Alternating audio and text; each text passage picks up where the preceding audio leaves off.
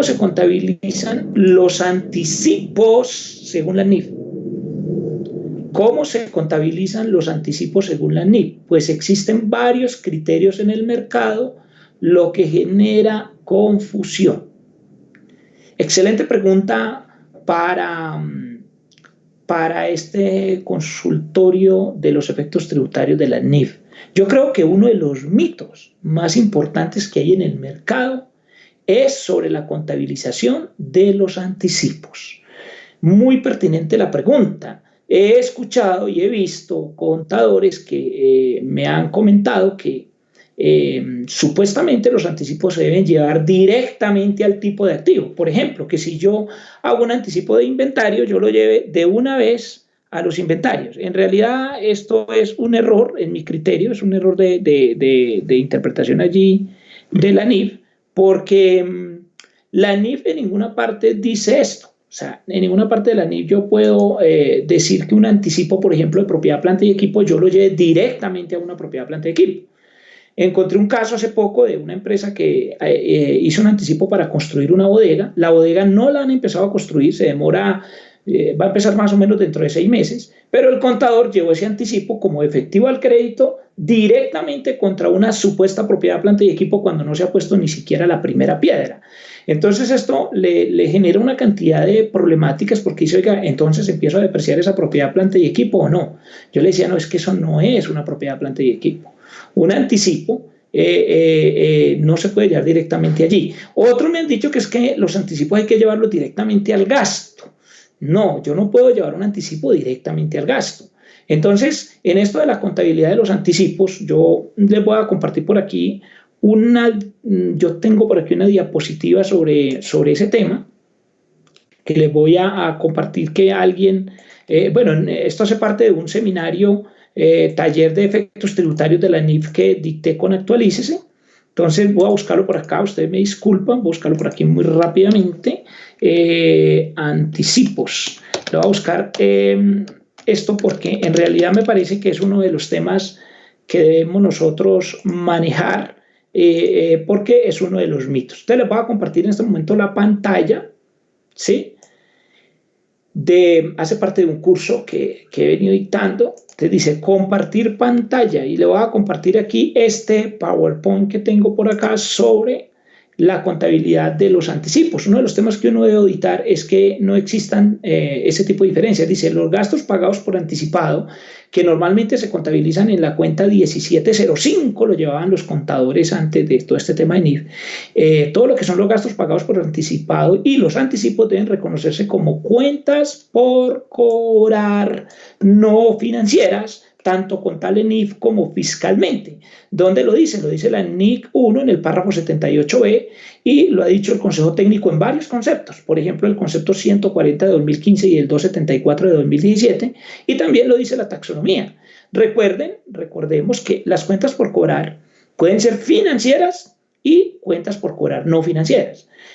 ¿Cuáles son, digamos, las cuentas por cobrar financieras? Las cuentas por cobrar financieras son aquellas en las que yo espero recibir efectivo y las cuentas por cobrar no financieras son aquellas en las que yo espero recibir un bien o un servicio. Entonces, volviendo a la pantalla, les digo, los anticipos no se llevan directamente a inventario ni locales ni en tránsito como a veces se dice en el mercado, salvo que se esperen recibir en muy corto tiempo, por ejemplo en el mismo día. Claro, obviamente si yo por ejemplo di un anticipo para que me traigan un inventario, lo di por la mañana y me lo van a traer por la tarde, pues lo voy a hallar directamente al inventario. Pero pues que es a lo que se refería por allá una cartilla de las supersociedades que decía algo similar, ¿sí?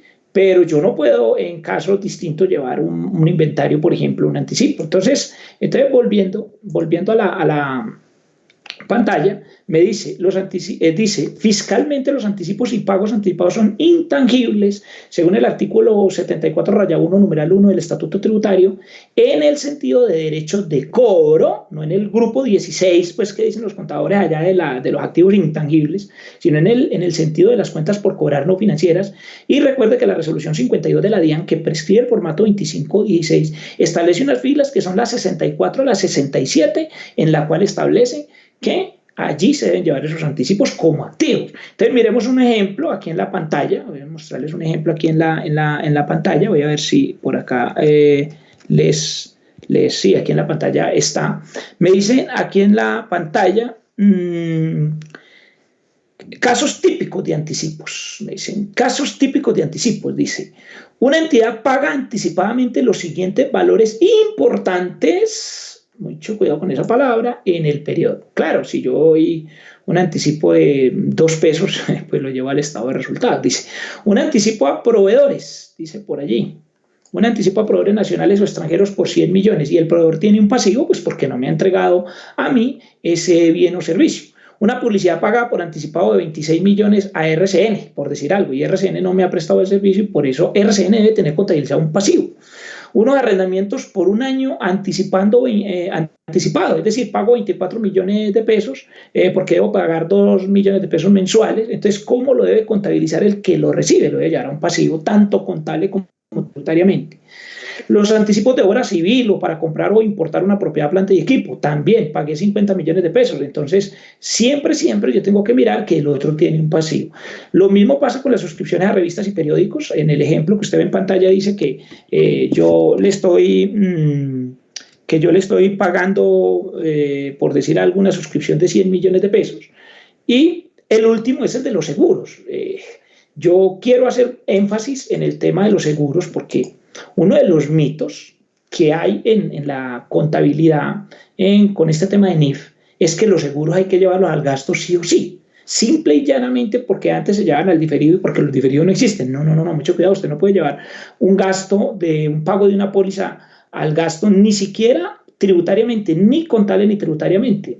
Y eso está establecido en las normas internacionales y está establecido también para efectos tributarios. Entonces, volviendo a la pantalla, les pongo el caso de seguro. Dice, se paga un seguro de 10 millones a 20 camiones, digamos que son 200 millones de pesos en noviembre, ¿sí? Y la aseguradora no ha prestado el servicio. Entonces, tuve la fortuna, gracias a Dios, de asesorar toda la implementación de la NIF en la empresa, una de las empresas más grandes, o no, la empresa más grande de transporte de Colombia, que es Envía y Coltanques, y ellos me decían, mire, si nosotros tenemos 1000 tractomulas y le pagamos unos seguros en noviembre, yo no puedo llevar todo eso al gasto, porque imagínate, pues me quedo por fuera, mejor dicho, eso me tumbaría toda la utilidad del año prácticamente, llevar todos esos seguros al estado de resultados en un solo periodo. Y pues también tengo la fortuna de ser en este momento asesor contable y tributario de la Compañía de Seguros del Estado, entonces lo he visto también desde el otro lado y he tenido la oportunidad de entender que en realidad la compañía aseguradora lo tiene también que llevar a su estado, a su balance como un pasivo, o por lo menos tiene que crear unas reservas en el pasivo.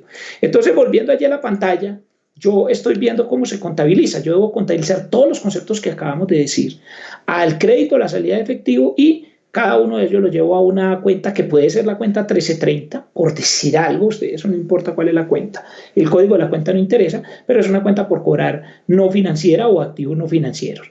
¿Y por qué es tan importante esto en la cuestión tributaria? En la cuestión tributaria es muy clave porque si yo, por ejemplo, pago un seguro de una obra civil que se demora 3 años y voy a suponer que es una obra grande y que ese seguro me vale unos 30, 100 millones de pesos y yo llevo al gasto en un solo periodo, a mí la DIAN me va a negar, me va a rechazar ese gasto dado que no es deducible por no cumplir con el artículo 107 del Estatuto Tributario. No hay relación de causalidad, tampoco hay proporcionalidad. Yo tengo que asociar el gasto a los periodos en los cuales se genera el ingreso. Y esto es así también desde el punto de vista tributario. Entonces, allí volviendo a la pantalla, usted puede ver que la pantalla me muestra abajo que incluso el formato 210.000 de XBRL así lo indica. ¿Sí? Entonces, y está en la fila 64-67 del formato 2516.